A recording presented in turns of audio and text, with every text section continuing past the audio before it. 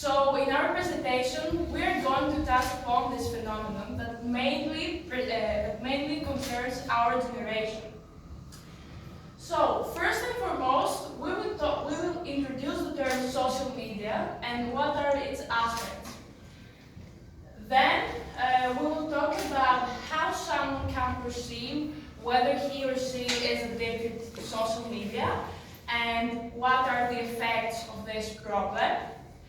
Finally, we will mention the long-term repercussions as well as ways that this problem can start to dissipate.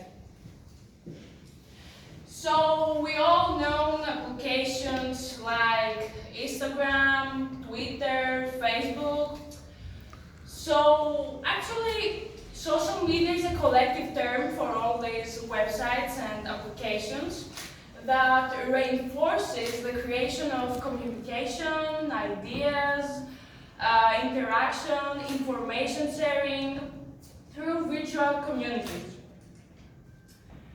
Now, moving on to the aspects of social media, first we have identity.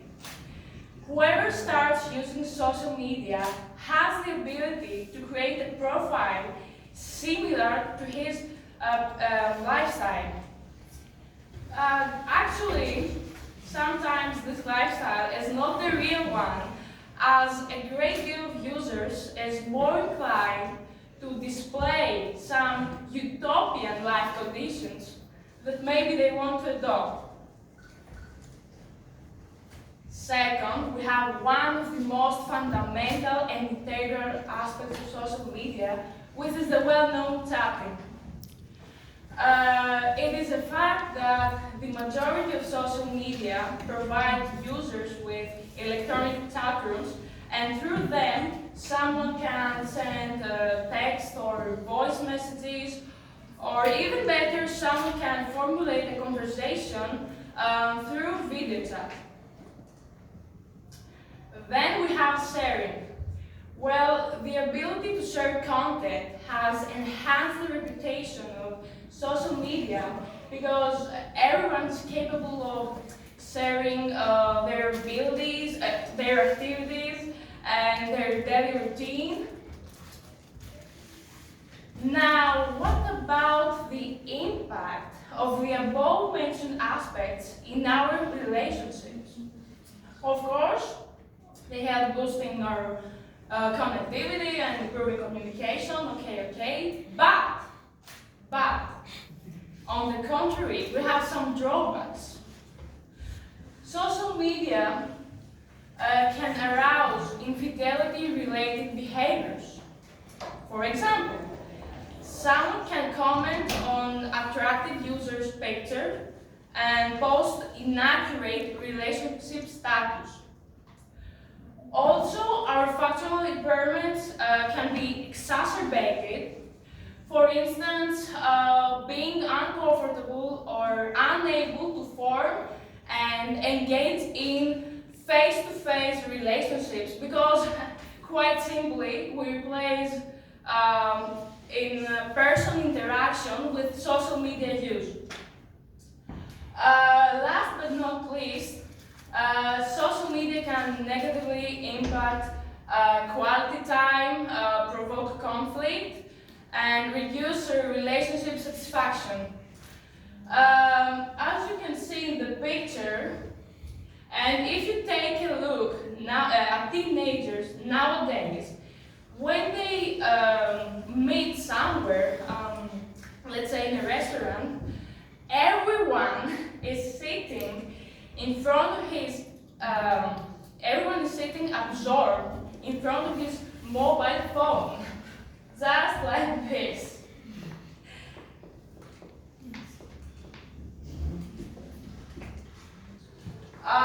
Moreover, it is noteworthy to mention that when social media firstly manifested itself, very few seniors had one, but now it has been observed that there is a steep rise in social media use from the elderly population. And as a result, they feel more companionship and acceptance in this is something new for them. And also young people are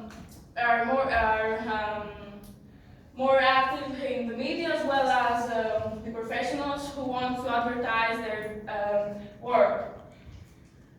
Now Ariana will continue the presentation. So in order to identify an issue, first of all we need to realize what the aspects and the symptoms are. For example, in order to realize when this simple habit of scrolling through apps and visiting someone's page is turning into something bigger and starts becoming an addiction that can have very brutal effects on our lives. First of all, we realize that we're addicted on social media when we see that our performance in school or in homework or in general in our career is constantly reducing and becoming not as good as it used to be. And this is of course due to the fact that we are consuming too much time visiting apps, posting, commenting and doing other activities that are completely irrelevant to our important tasks. Secondly, we realize that we are using social media even when we are doing something relevant. For example, when you're hanging out with your friends and you're constantly on your phone like doing this, you realize that maybe you are putting too little effort on your relationship with real people, and you're neglecting them, and you're choosing social media over them. A third symptom of social media addiction is the fact that many people view them as the sole source of happiness in their lives. For example, when your happiness depends only on who liked your post, on who sent you a message, on the number of your followers, you realize that you're not paying attention to other aspects of your life that can be much more important. Also, for example, especially among teenagers, when your mom takes your phone and you start becoming really angry and really frustrated, you realize that social media is taking too much time and too much effort of your life, and you're setting other priorities aside. And of course, the constant thought of what could you do if you were using social media right now. For example, I'm attending a class, and right now I'm thinking about what could I post on TikTok or whatever. This is the way you realize you're definitely addicted. Now, the most important effects that can happen to our lives when we are addicted are some physical, of course, health-related problems, such as diabetes, because, for example, when you spend too much on your computer, you eat too much, and then you start becoming obese.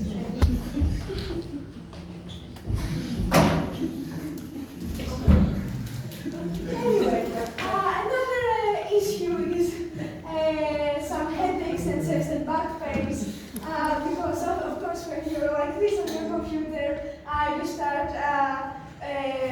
your physical health starts decreasing. Also, now the mental health related problems, which are the most important, especially among young people who are more fragile than adults who can combat those feelings. First of all is the inadequacy about our life or appearance, because when we are on social media, we constantly see pictures of people living their best lives or doing something perfect, and we start thinking, oh, I'm not like this, why can I not be enough? And in general, we feel very insecure. For example, we see in this picture, this girl feels really insecure about her body image, and she thinks that she should be extremely skinny in order to be accepted. And social media really reinforces those feelings of being inadequate. In general, we feel jealous and frustrated because we fear that we cannot keep up to the lifestyle of other people. And the most important is the isolation, of course, because when we neglect our other activities and when we neglect our human relationships, of course, we become isolated. Depression and anxiety are self-explanatory. And those two are actually go together because when you spend too much time on social media, you receive negative comments about your appearance, about everything that has to do with you, and you start feeling bad and inadequate. And the last one is the narcissism, because this is the whole concept of social media. For example, everyone tries to be so perfect and so beautiful and so wonderful, so that they appear accepted and appear beautiful to other people so that they feel jealous. Now we have to focus on what will happen in the future. First of all, we will realize that the screen exposure rates will be increased, because more people will depend on social media in order to find happiness and not have real relationships with people. And more people will experience crashes that are like symptoms similar to those of a drug addict. Because, for example, when people overuse something, they overdose, for example, such as drugs, using substances, or being exposed to social media, at some point they break down. Now, in order to combat social media addiction, we need to understand why we are addicted and why we cannot have other purposes in life and why we spend so much time on our computers. And then we need to set limits to ourselves and actually stick to them without neglecting them. And finally, participate in other activities and that take too much time or effort in order to forget about social media. Thank you very much.